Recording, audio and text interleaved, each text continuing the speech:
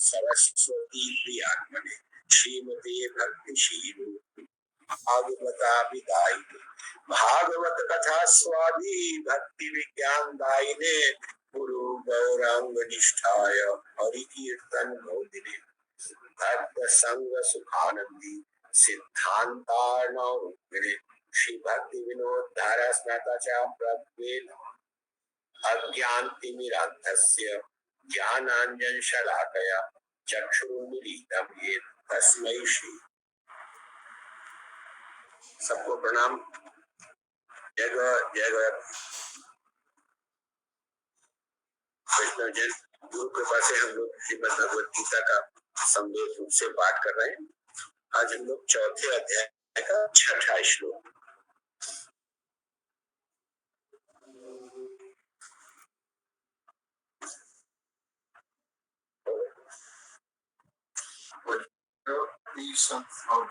आत्मा उनका नाम ईश्वर अग्निशना प्रकृति स्वाम अधिष्ठाय संभवामि आत्ममाया अजो किशन अव्यक्त्यात्मा उनका नाम ईश्वर प्रकृति स्वाम अधिष्ठाय संभवामि आत्ममाया। किसी भी तत्व को जब तक हम पूरी तरह समझते नहीं है तब वो हमारे मन में बैठता नहीं। जाने बिन न होई प्रतीति, बिन प्रतीति होई नहीं प्रीति। जब कॉन्सेप्ट की क्लैरिटी होती है तब हमारे माइंड में बैठता है और तब हम उस पर एक्ट करते हैं। कृष्ण का पर्पस है अर्जुन से एक्ट करना, जीव जगत को एक्ट करना है गीता के मैंडेट के हिसाब से। तो 8-7 चैप्टर 1 वर्स 7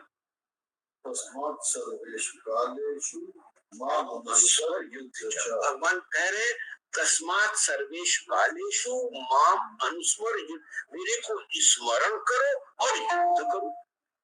उसके बाद 30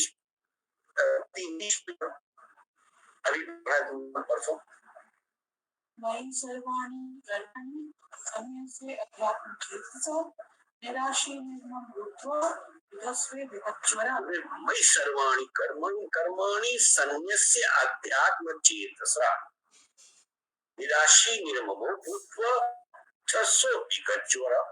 काम करने को भी कह रहे, नहीं कह रहे सब कुछ मुझको सौंप दो, पूरा कंसंट्रेशन मेरे ऊपर करो। तो अपने बारे में बताना पड़ेगा। करे मेरे लिए करो, तो आखिर मैं क्यों करूं?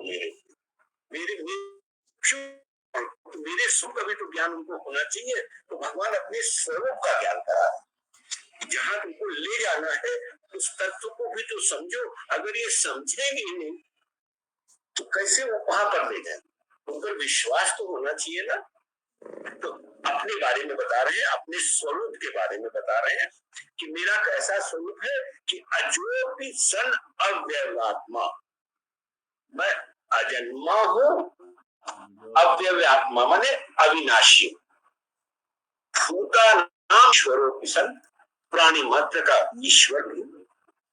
प्रकृति स्वाम अधिष्ठाय, अपनी प्रकृति को लेकर के अपनी माया शक्ति से मेरा प्राकट्य है। तो अब देखो भगवान की क्या स्वरूप, अजन्मा भी है और जन्म भी लेते, बोले प्राकट्य भी है अजन्मा लेकिन प्राकट्य भी है। प्राकट्य भी है और उसके बाद अप्रकट भी हो जाते हैं। आज भी है माने उनका जन्म नहीं होता, अवतरण होता है। जन्म नहीं है, अवतरण होता है।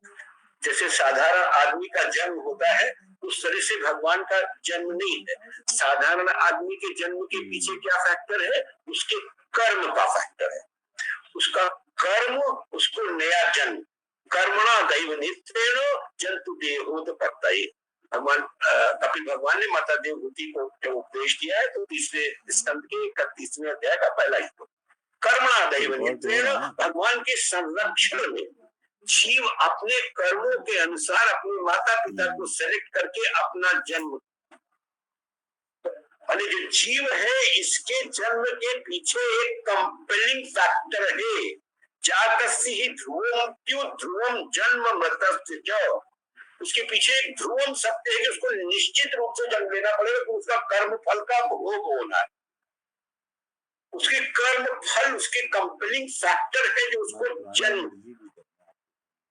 भगवान के साथ ऐसा नहीं है, कोई कंपेलिंग फैक्टर हो कि उनको जन्म लेना है। मानस में गोस्वामी जी हर चीज आसान करके बालकांड में एकदम शुरू में जो भगवान का अवतरण है, तो 192 नंबर पे हो जाओ।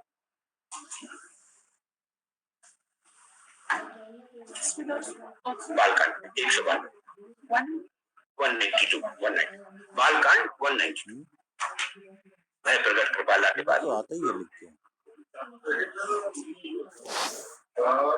निज इच्छा माया गोपाल पितृदेव सुर संतहित लीन मनुज अवतार निज इच्छा निर्मित तनु माया को। निज इच्छा है, उनकी अपनी इच्छा है, कोई कंपेलिंग फैक्टर नहीं है। और पर्पस क्या है? पितृदेव सुर संतहित, कोई कंपेलिंग फैक्टर नहीं है, अपनी इच्छा से ले। और शरीर माइक नहीं है, माया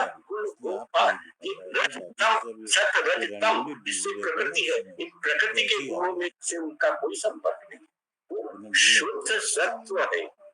तो इनको भगवान माने जैसे विष्णु वगैरह है, ये शुद्ध सत्व है। प्रभु श्री राम या कृष्ण जो सृष्टि के मूल में है, वो विशुद्ध सत्व है। उसका सत रज तम से कोई वास्ता नहीं है। जो कारणार्णव दशाई है, उसका तो दृष्टि मात्र का संबंध माया से होता है, तब अनंत कोटि ब्रह्मांड है। लेकिन जिसको कृष्ण बोलते हो या प्रभु श्री राम की संज्ञा देते हो, वहां उनका तो ये भी संबंध नहीं है। उनकी इच्छा मात्र से सारी सृष्टि का निर्माण का संकल्प बलराम जी लेते हैं, यानी कि लक्ष्मण जी लेते हैं। उनकी इच्छा हुई और संकल्प बलराम जी लेंगे। बलराम जी कारणानदशाही माने बलराम जी का तो माया से दृष्टि मात्र का संबंध है, कृष्ण का तो दृष्टि मात्र का भी संबंध नहीं है, वो विशुद्ध सत्व है। अजोपिशन अध्यात्मा भूता नाम ईश्वरोपिशन, पैदा होते हैं बिल्कुल साधारण बालकों की तरह। उनकी बाल लीला है, पैदा नहीं हो रहा है, वो बाल लीला है, वो लीला कर रहे हैं। लेकिन उनका ईश्वरत्व एक पल के लिए भी शेष नहीं हो रहा है। ईश्वरत्व वहां है जब कृष्ण की छठी है, उस दिन पूतना का वध हो रहा है। आप सोचो 6 दिन का बच्चा है, 6 दिन का बच्चा है, लीला है उनका, 6 दिन का बच्चा है और पूतना का वध है। पूतना का साइज ताऊ जी ने क्या बताया था? 2.5 योजन यानी कि 20 माइल्स। माइल्स का किलोमीटर में कन्वर्ट करो तो पहुंच जाए करीब 30 किलोमीटर, 32 किलोमीटर। 20 मील लंबा शरीर है पूतना का। और कृष्ण का दिन के है 6 दिन के, छठी उनकी हो रही थी। छठी का उत्सव घर में मनाया जा रहा था। माता यशोदा थोड़ी देर के लिए बिजी हो गई है और पूतना लेके भागी है। 6 दिन का बच्चा है और 20 मील लंबी, अरे बाप रे बाप, 20 मील 32 किलोमीटर, यहाँ से पक्षी तालाब क्रॉस कर गए, अटरिया पहुंच गए। इतनी लंबी, लखनऊ का बॉर्डर क्रॉस हो जाएगा, बनी क्रॉस हो जाएगा, इतनी लंबी। वजन उसका सोचो, तो उसका वध कर रहे 6 दिन का बच्चा। जब 3 महीने के हैं तो शकटा तो रखा था, फल लगा हुआ, सकता से उस पे आया, उसको उछाल दिया, मार दिया। 1 साल के हैं तो तृणावर्त को मार दिया, 5 साल के हैं तो अघासुर को मार दिया, 7 साल के हैं तो गोवर्धन खा लिया। सब लीला है। साधारण मनुष्य की तरह पैदा हुए, लेकिन उनका ईश्वरत्व एक पल भी कहीं से विस्मृत नहीं हो रहा। एक पल भी ईश्वरत्व कहीं से, जब चाह रहे पशुआ बने जा रहे, जब बन जा रहे मछली बने जा रहे, जब मन चाह रहा है जो चाह रहा है रूप धारण किए जा रहे हैं। तो अजो किशन अव्यात्मा भूता नाम ईश्वरो किशन प्रकृतिम स्वाम अधिष्ठाय संभवामि आत्म माया। ये प्रकृति नहीं, सतरत्तम नहीं, उनकी योग माया जो उनकी अपनी शक्ति है, जो सारी सृष्टि की व्यवस्था करती है, वो योग माया है। उनके बोलों की सारी व्यवस्था करती है, यहाँ की व्यवस्था करती है, ये उनकी अपनी शक्ति है।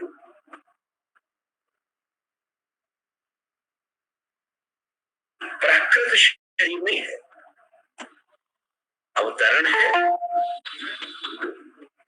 देयर इज ए टाइम, किस टाइम में होना है, पर्पस, क्या उद्देश्य, टाइम भी है कि इस पर्टिकुलर टाइम पैदा होंगे और कोई पर्पस है, किस पर्पस से पैदा होंगे। अब 7वां 8वां पढ़ो।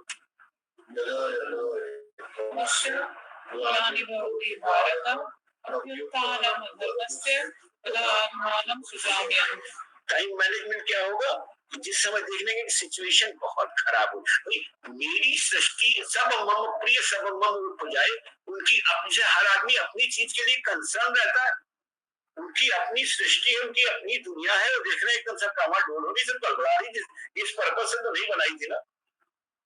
तो अब इस समय एकदम राइट टाइम है कि चलो, लेकिन there must be a purpose, कोई काम का पर्पस होना चाहिए। 8वें में पढ़ो पर्पस। विनाशाय च दुष्कृतां धर्म संस्थापनार्थाय संभवामि युगे युगे। इन दोनों श्लोकों को स्वामी जी ने काव्य रूपांतर कर दिया। बाल काल में शंकर भगवान ने पार्वती जी को कथा सुनाना शुरू किया है, उसी समय हरि अवतार हेतु जय होई इदम इत्थम कहि जाई न, उसी में हो जब जब हो धर्म किया। 120 दोहा के आगे जाओ, 120 के आगे जाओ। जब जब हो धर्म कहे हानि बाहि असंभलम करई हानि जाई नहीं बदल। हरि अवतार 120 अवतार हेतु जय होई, इसके जरा नीचे उतरो, इदम इत्थम कहि जाई न कोई। जब जब हो धर्म कहे हानि बढ़ई असुर अधम अभिमानी करई अनीति जाय नहीं बदनी सीधई पेज नंबर 133। पेज तो डिफरेंट हो सकता है, लेकिन नहीं, लाल वाले में सेम हो। देखो 121 से पहले उसी की 2 लाइन नीचे करो। इसी जल्दी तदपि संत मुनि वेद पुराण तस्मै सम्मुखी सुनाऊं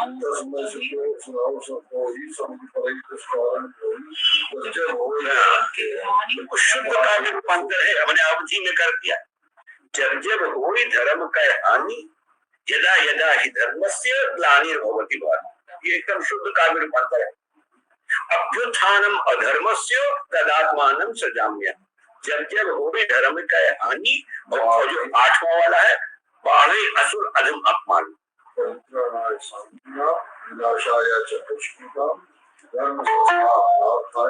संभवामि अगली लाइन पढ़ो। जाई नहीं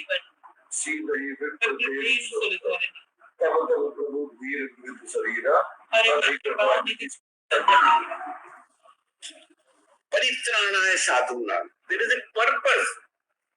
भगवान का पर्पस जो है परित्राणाय, देखो केवल असुर वध और केवल दुष्टों का वध करने के लिए तो भगवान विष्णु आते हैं, लेकिन भक्त के लिए जो उनके अपने निज जन है, उनके लिए भगवान स्वयं आते हैं। भगवान राम का अवतार और कृष्ण का अवतार, ये भक्त के लिए है। विप्रधेनु सुर संतहित लीन मन, यहाँ पर कहीं ये क्या राक्षसों को मारना है। विप्रधेनु सुर संतहित लीन मनु अवतार। फिर वहां जाओ किष्किंधा कांड में 26वां दोहा पढ़ो। जामवंत जी ने समझाया है किष्किंधा कांड में जामन जी समझा रहे हैं दर्शक को बैठा करके किशकिंधा कांड 26 पढ़ो। निज इच्छा प्रभु अवतरई सुर महि क्रोध जिला। निज इच्छा प्रभु अवतरई सुर पेज नहीं हो जाता। 26 पकड़, दोहा नंबर 26। निज इच्छा प्रभु अवतरई सुर महि क्रोध जिला।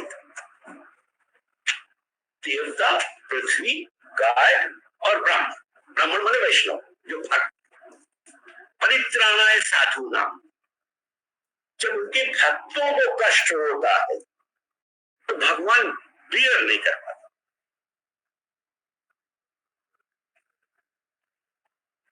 जब भरत गए हैं और तब देवताओं ने कहा है कि कोई तरह से किया जाए कि भारत का भगवान राम जन्म नहीं पावे, तब देवताओं के गुरु बृहस्पति उन्होंने समझाया है अयोध्या कांड में। मायापति सेवक सन माया करे दुर्ग, सुन सुरेश रघुनाथ सुभाव, निज अपराध रिसाई न का। 217 के बाद दोहा नंबर 217 के बाद उपदेश को हमारा उसी तरह माया पाया सुर मायापति सेवक सन माया करे दुर्ग करे सुराया।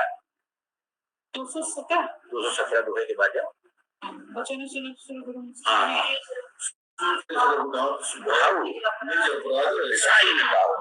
जो अपराध भगत कर करई उनके प्रति अपराध हो जाए तो टाल देंगे, लेकिन उनके भक्त के प्रति अपराध हो जाए उसको क्षमा नहीं है। परित्राणाय साधु, जब प्रहलाद का अवतार है तो नरसिंह स्तव में पढ़ो, और 48 नंबर पे तुम्हारे प्रहलाद हृदयाधम भक्त अविद्या विदारणम। नमस्ते नरसिंहाय प्रहलाद आह्लाद दायिने। भक्त अविद्या विदारणम, प्रहलाद भक्त है, उसके ऊपर संकट है, उसके विश्वास की लाज। प्रहलाद आह्लाद दायिनम, उसका एक विश्वास है कि अम्बे तुम्बे कट कम्बे जा देखो तारा पैदा, उसकी विश्वास है, उसको रखना है। और भक्त अविद्या विदारणम, अविद्या बने क्या है? अज्ञान। जो सामान्य व्यक्ति है उसको ज्ञान मोहित हो जाता है, ज्ञान जो है वो ढक जाता है। कहीं से ढक जाता है? कामनाओं से, कामनाओं से ज्ञान ढक जाता है। तो उस ज्ञान को फिर से अनावरण करने के लिए कैसे भगवान अपनी लीला, अपनी लीलाओं, अपने चरित्र से एक आश्रय, एक अवलंबन देते हैं। लीलाओं का गान करेगा उससे उसका विद्या का विनाश होगा, उससे उसका अज्ञान दूर होगा। तो पर्पस क्या है? परित्राणाय साधूना विनाशाय च दुष्कृताम। जो विनाशाय च दुष्कृताम में सब्सिडी वो क्या कहते हो, सर्विलियंट पर्पस है, डोमिनेंट है। परित्राणाय साधूना डोमिनेंट पर्पस है भक्त का हित, सर्विलियंट पर्पस है राक्षसों का विनाश करना। धर्म संस्थापनार्थाय संभवामि। अगला पढ़ो।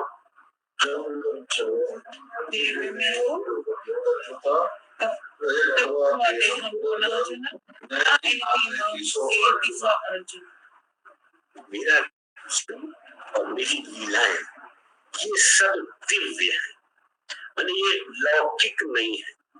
कोई भी लीला भगवान की लौकिक नहीं है। इस बात को जो आदमी ठीक से जान ले, भगवान की जो लीला स्थल है उसका भी निवास, उसमें निवास करने से तीर्थ कहते हैं। जहाँ भगवान ने लीला किया उसका, उसमें निवास करने से और उसका दर्शन करने से भी जीव का कल्याण हो जाता है। अपने बंगला में गाते हैं तो कहते स्थाने भ्रमण रंगे शिशम स्थान तेरी में आमी प्रणयी न कर सकते। और मैंने भगवान जो लीला स्थली है, एक्चुअली जो भगवान की जितनी लीला स्थली है जिसको आप तीर्थ कहते हैं, यहाँ पर जब भी जाए तो जो प्रणयी भक्त हैं, माने जो प्रेमी भक्त हैं, उनके साथ जाना चाहिए। मान लीजिए आपके में तो भक्ति भाव है, दूसरा आर्किटेक्चर देख रहा है, आर्किटेक्चर कैसा है, तो वो आर्किटेक्चर जिसको देखना है उसके अंदर भाव नहीं है।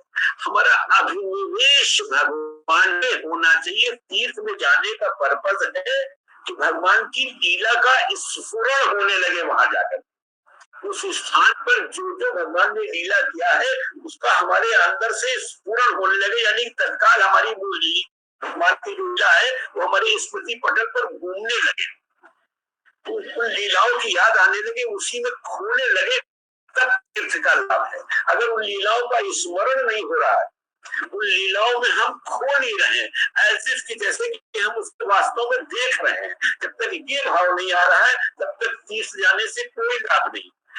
तीर्थ में जाने का पर्पस ही ये तक वहां रहे, भक्तों के साथ गोष्ठी करे, भक्तों की गोष्ठी में भगवान की चर्चा होगी, उस चर्चा भगवान की लीला कथा होगी, वो लीला कथा को श्रवण करके उसका कल्याण हो। भगवान की लीला कथा की क्या वैशिष्टि होती है कि कहां सुनई अनुमोदन करही तो पद एवं फल निधि देतर। एकदम उत्तरकांड में एकदम आखिर में जाओगे, 128 के बाद है रामचरण रति जो चाह अथवा पद निर्माण, उसके बाद जाओगे कहां सुनई अनुमोदन करही। 128 दोहे के आगे पढ़ो, एकदम लास्ट है, वही खत्म हो गई इसके मानस। 128 पकड़ो, रामचरण रति जो चाह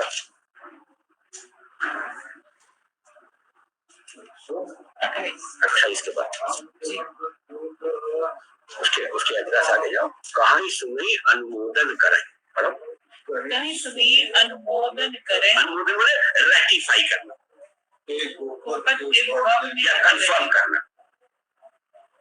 सुनी सब कहां सुनी अनुमोदन करही पद मैंने गैया का खुल एव भव निधि तरही, माने उनके लिए फिर इस संसार कहीं कोई लफड़ा नहीं है। मैंने बार बार बोला जो आदमी स्पिरिचुअल है उसके लिए मटेरियल वर्ल्ड में कहीं कोई समस्या नहीं है। दिव्य जन्म कर्म चमे दिव्यम एवं यो वेति तत्वता देह पुनर्जन्म नैति मामेति सुपथ। जो भगवान के तत्व को जिसने जान लिया, जो भगवान के शरणागत हो गया,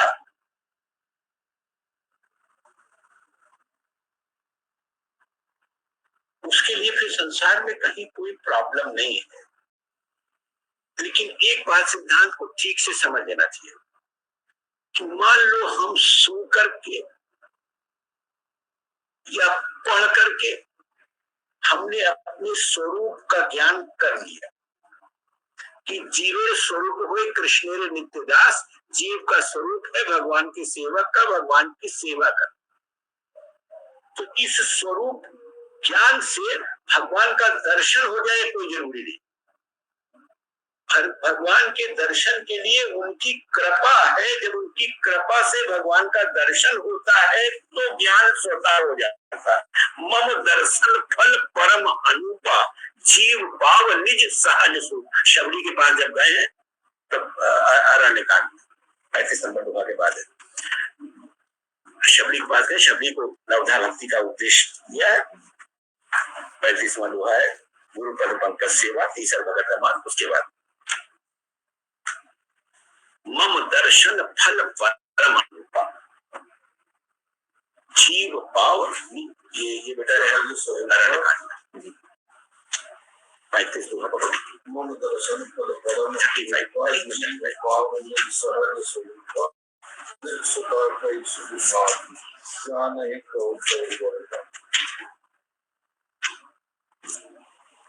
68 मम दर्शन फल माने भगवान के दर्शन का फल है कि इमीडिएटली फिर उसका चित्त निर्मल हो जाता है। जो निर्मल चित्त होता है उसको अपने स्वरूप का ज्ञान हो जाता है कि हमारा धर्म केवल और केवल भगवान की सेवा करना है। जन्म कर्म च मे दिव्यम जो वेदिता पता, जो भगवत स्वरूप को ठीक से जान गया, त्यक्त्वा देहम पुनर्जन्मम नयति मामेत सुवत्।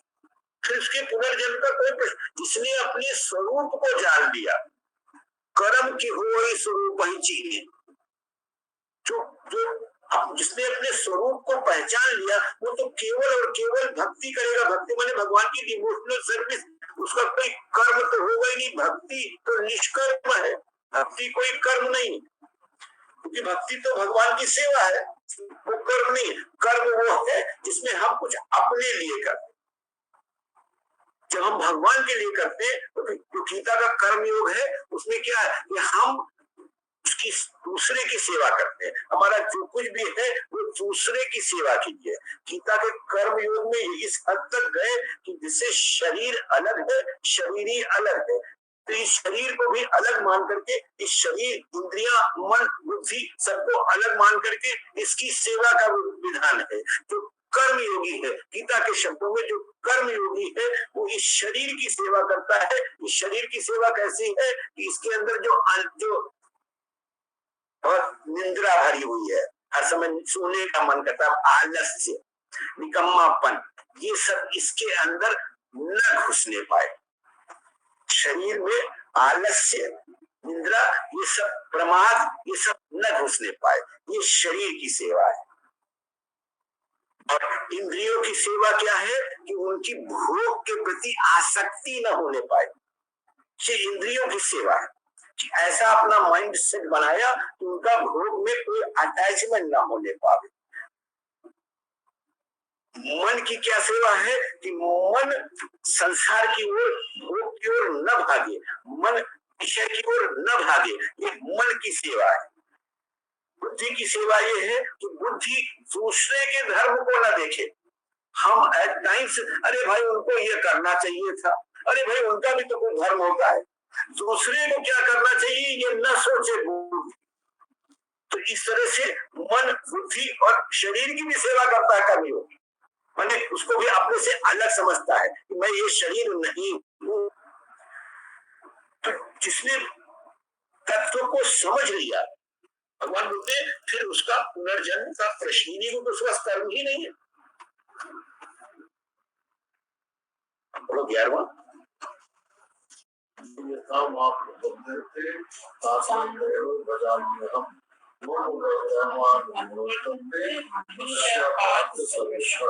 भगवान बोलते मुझे जो जिस रूप में भजता है, मैंने भगवान हर एक के साथ बहुत फ्रेंडली है।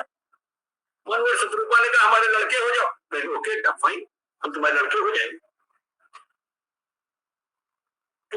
जो जो कृष्ण ने कहा मेरे सारथी हो जाओ, ठीक है तुम्हारे सारथी हो जाएंगे। अर्जुन ने कहा मेरे सारथी हो जाओ, ओके तुम्हारे सारथी हो जाएंगे। विश्वामित्र जी ने कहा मेरे शिष्य बन के चलो, तो बोले ओके फाइन, हम तुम्हारे शिष्य आएंगे। जिसने जैसे चाहा उसके साथ उस तरह हो गए। उनका कहीं ईगो है ही नहीं, उनका कहीं ईगो है नहीं। तो साथ जिस तरह से रहना चाहता, जो बाल रूप में पूजना चाहता है उसके बाल रूप में इष्ट हो जाते हैं। उनका कहीं अपना ईगो, बिकॉज ईगो हमेशा फॉल्स होता है। अकलता कौन है?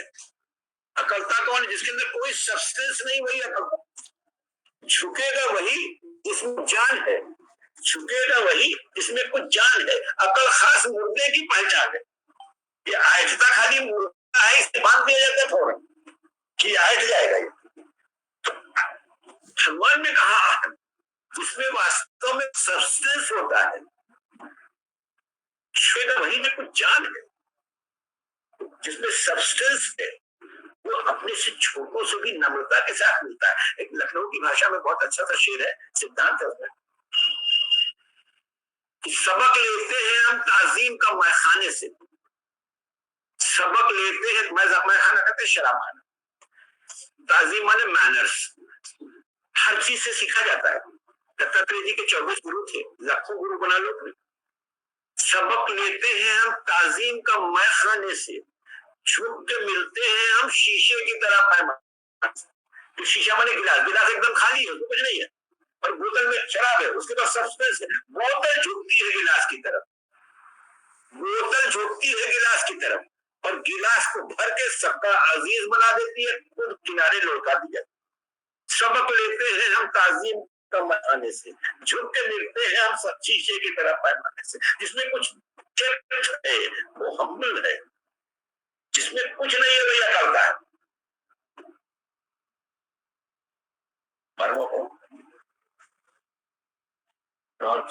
कांक्षता कर्मणाम सिद्धि यजंत देवता क्षिप्र नहीं मानोगे लोके सिद्धि भवति कर्मजा। भगवान बड़ी प्रैक्टिकल बात कर रहे हैं, मेच्योरिटी की बात, क्योंकि जो मेच्योरिटी है उसको ठीक करना। उसकी कांक्षता कर्मणा सिद्धि यजंत किसी देवता। हर आदमी के दिमाग में है कि कर्म से हम अपना भाग्य बनाते हैं, हम कर्म करेंगे तो उससे सफलता मिलेगी, लेकिन हमको कहीं ना कहीं सपोर्ट चाहिए। तो अगर देवताओं की सपोर्ट मिले तो हर आदमी इजी ढूंढता है, सक्सेस का शॉर्ट रूट ढूंढता है कि हमको कोई शॉर्टकट मिल जाए, उससे हम सक्सेस पा जाए। तो देवता जल्दी प्रसन्न हो जाते हैं, देवता जल्दी प्रसन्न हो जाते हैं, इसलिए वो देवताओं के पीछे भागता है। इन देवताओं के पीछे भागने का जो फैक्टर है भगवान ने 7:20 में बताया,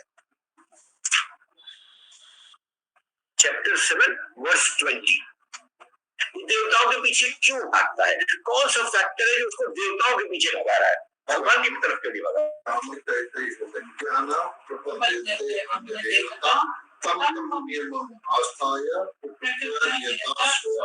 कामई तैयारी ज्ञान, काम मैंने कल बताया था, काम मैंने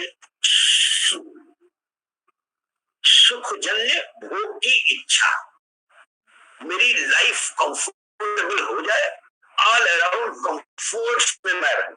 मैंने कई बार बताया को कंफर्ट दूसरी चीज है, प्लेजर दूसरी चीज है। आदमी कंफर्ट ढूंढ रहा है, उसके पीछे भाग रहा है, ये काम है। और काम क्या करता है? 3:40 कल पढ़ा था, पढ़ो ना, 3:40 पढ़ो। मनोबुद्धि चैप्टर 3 वर्स 40। ज्ञानम आवृत्य, ये इंद्रियों को, मन को, बुद्धि को, सबको ढक लेती है काम। जो ज्ञानम आवृत्य, जो हमारा ज्ञान है वो इसको इंद्रियां, हमारी मन, हमारी बुद्धि सब भ्रमित हो जाते, मोहित हो जाते, भ्रमित हो जाते हैं, दिमाग सही ट्रैक में नहीं आता। हमारा जो वास्तविक ज्ञान है वो आवृत्त हो जाता है। हमको डे 1 से मालूम है भाग्य से अधिक कुछ नहीं मिल रहा है, समय पहले कुछ नहीं मिल रहा है, लेकिन नहीं, रैट रेस में भागे। तो क्या हुआ? अपने ज्ञान को ढक लिया ना। ये ढका क्यों? क्योंकि काम बहुत बली हो गया, कामना बहुत बली हो गई। कामई तई हृदय ज्ञान, ये जो फैक्टर है जिसका काम के द्वारा ज्ञान का हरण कर लिया गया है, वो देवताओं के पीछे भागता है। कामई तई हृदय ज्ञान प्रपद्यन्ते अन्य देवता तम तम नियमम आस्थाय प्रकृतया नियता स्वया। इसके पीछे माने देवता के पीछे क्यों भागा? और हर आदमी अलग देवता के पीछे भागता है, हर आदमी अलग एक इष्ट है, तो उन देवताओं की पूजा करेगा, उनके पीछे पीछे भागेगा। उसके पीछे क्या? प्रकृतया नियता स्वया। कल बताया था, प्रकृति क्रियमाणानि गुणैः कर्माणि सर्वस्य। जो गुण है, रजोगुण अपना काम कर रहा है, तमोगुण अपना काम कर रहा है, सत्वगुण अपना काम कर रहा है। हर आदमी के अंदर ये गुण है, उसका एक स्वभाव है। ये स्वभाव उसके पिछले कर्मों के अनुसार बना, उसके संस्कारों के अनुसार बना। ये जो उसका स्वभाव बना है वो पिछले जन्मों के कर्मों से बना है। ये स्वभाव उसको इंक्लाइन करता है किसी पर्टिकुलर देवता के प्रति। चाहे जो भैया अपने आप को टटोल के सब लोग देख लेना, हर एक के अंदर एक इष्ट अपने आप से स्फुरित होता है। हर एक के अंदर एकदम से किसी के हनुमान जी इष्ट हो जाएंगे, किसी के प्रभु श्री राम इष्ट हो जाएंगे, किसी के कृष्ण इष्ट हो जाएंगे, कोई देवी का उपासक हो जाएगा, कोई शिव का उपासक हो जाएगा। सब अपना ये कोई सिखा, ये पैदाइशी अंदर से आ रहा है। ये क्या कौशल है? प्रकृतिया नियता स्वया। देवी का उपासक भी जन्मजात उसकी श्रद्धा देवी में जा रही है, शिव के उपासक में जन्मजात उसकी श्रद्धा शिव में जा रही है। जो तत्वज्ञ है वो तो अलग है, वो तो शिव का आराधन कर रहा है कि भाई नाम यथाशंभु, शिव जी की कृपा से भगवान की कृपा प्राप्त होगी। और हो एक सुना हो शंकर भजन बिना मन भक्त पावई मोर। मतलब ये रहस्य तो एक शुद्ध भक्त का है, लेकिन जो सामान्य व्यक्ति है अपनी प्रकृति के अनुसार शिव जी को ही ईश्वर मान करके, गड़बड़ कहाँ होता है अभी आगे आएगा, गड़बड़ कहाँ होता है जब हम शिव को ईश्वर मान के भजन कर रहे हैं। जब तक हमने ये मान के चला कि वैष्णवा नाम यथा शंभु, शिव भगवान के सबसे बड़े भक्त हैं, उनकी कृपा से भगवान की कृपा प्राप्त होगी, जब तक हमारा ये कॉन्सेप्ट है तब तक हम बिल्कुल सही है। 23 में जाओ।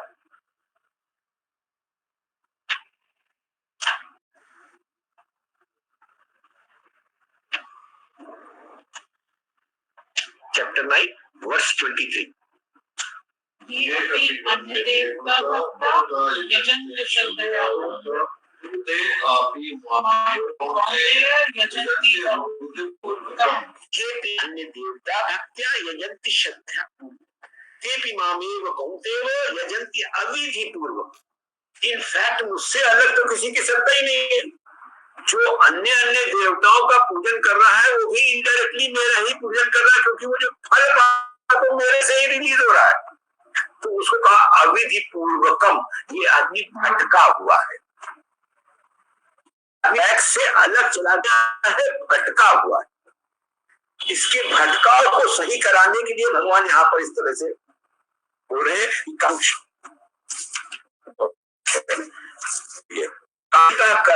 सिद्धि यजंत देवता क्षिप्रम ही मानुषो लोके सिद्धिर भवति कर्मजा। जो अपरित गेन है, जो शॉर्ट टर्म गेन है, वो शॉर्ट टर्म गेन को हम अल्टीमेट गेन समझने लगते। जो short term gain ultimate gain नहीं है, जो अल्टीमेट गेन है उसको देखना है कि हम अंततोगत्वा हमने क्या खोया क्या पाया। अभी जरा सब दिया उससे कुछ नहीं होगा। अब समझिए पहले शब्द कृपा सिंधुभ्यो पतितानां पावनेभ्यो वैष्णवेभ्यो नमो नमः।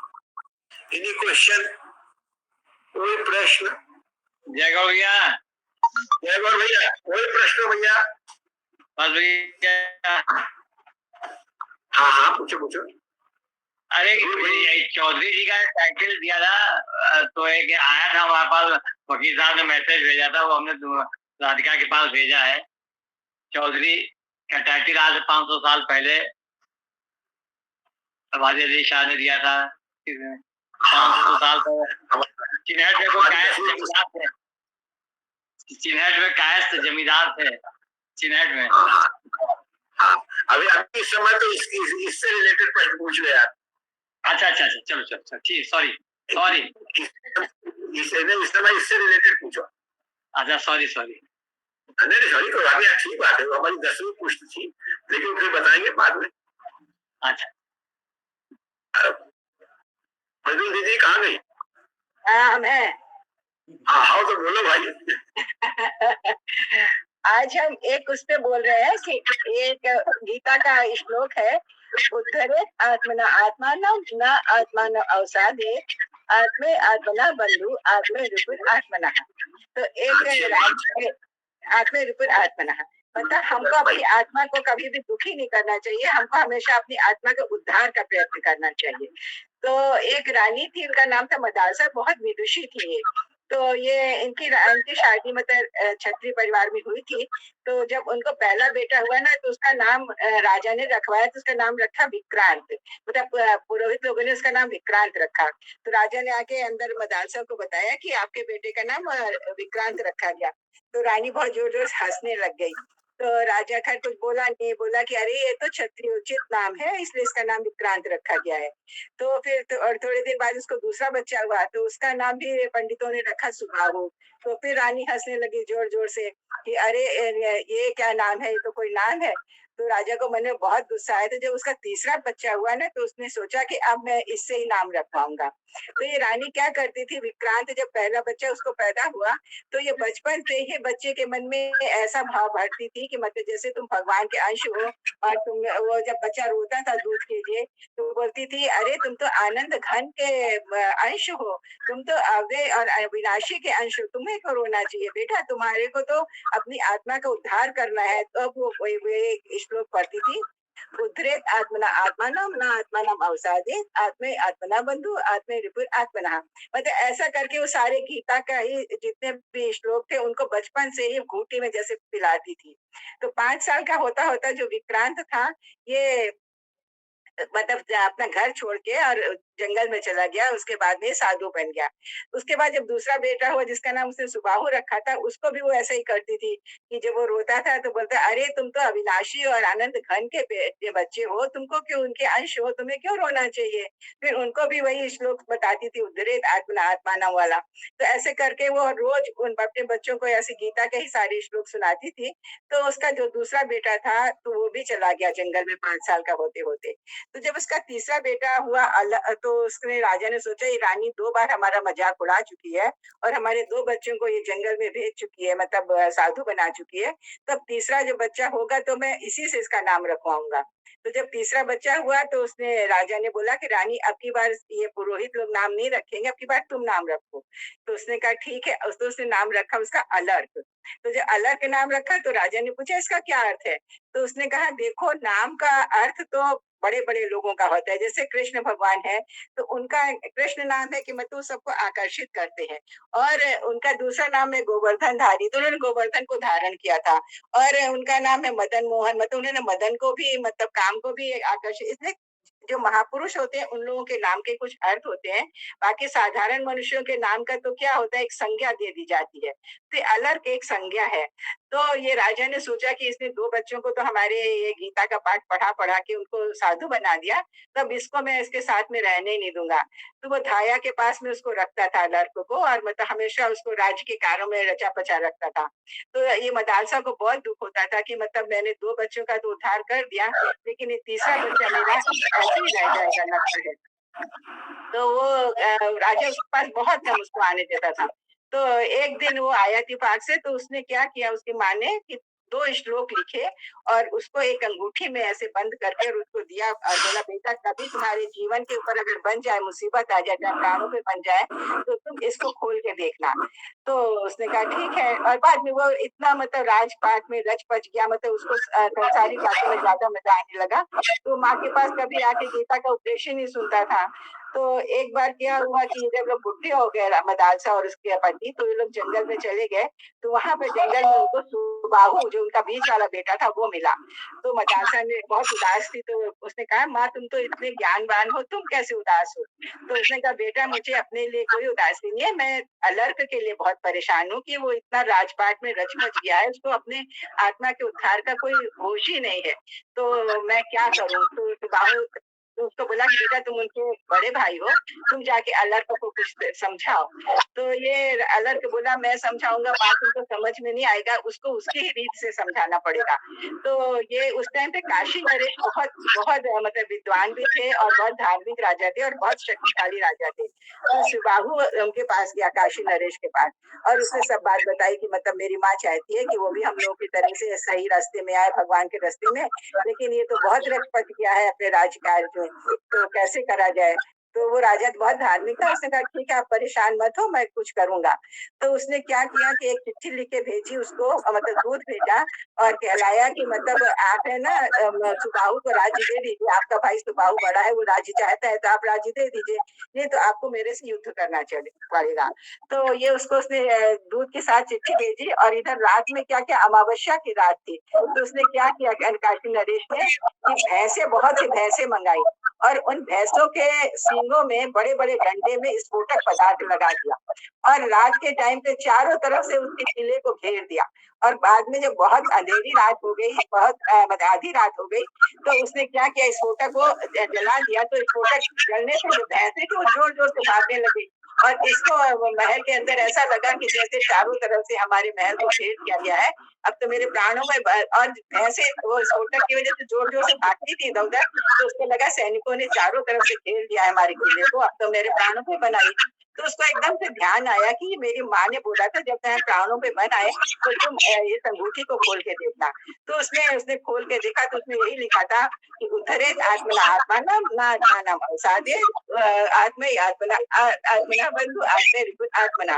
उसके बाद उसने लिखा था तद विधि प्राणी कि उस समय जब हमको किसी गुरु की आवश्यकता होती है, जब हम अपने आत्मा को उद्धार करना चाहते हैं तो हमें किसी गुरु की आवश्यकता होती है। तो फिर उसने लिखा तद विधि प्रणिपातेन परिप्रेक्षण सेविया दुर्देशन विज्ञानम ज्ञानिनाथ सतर्कना, मतलब कि तुम्हें किसी गुरु के पास जाना चाहिए और उनके ऊपर उनके चरणों में अपना आत्मसमर्पण करके उनसे प्रश्न उनकी सेवा करनी चाहिए और उनसे प्रश्न पूछना चाहिए।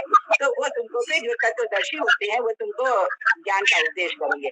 तो ये इतना भयभीत हो गया था कि उसने क्या किया कि नहीं सैनिकों को कुछ देखा रहा कि वो आएंगे सैनिक क्या होगा, वो पीछे के रास्ते से अपने किले के पीछे के रास्ते से काले घोड़े में बैठ के भाग गया और जंगल में चला पहुंचा जाके जंगल में।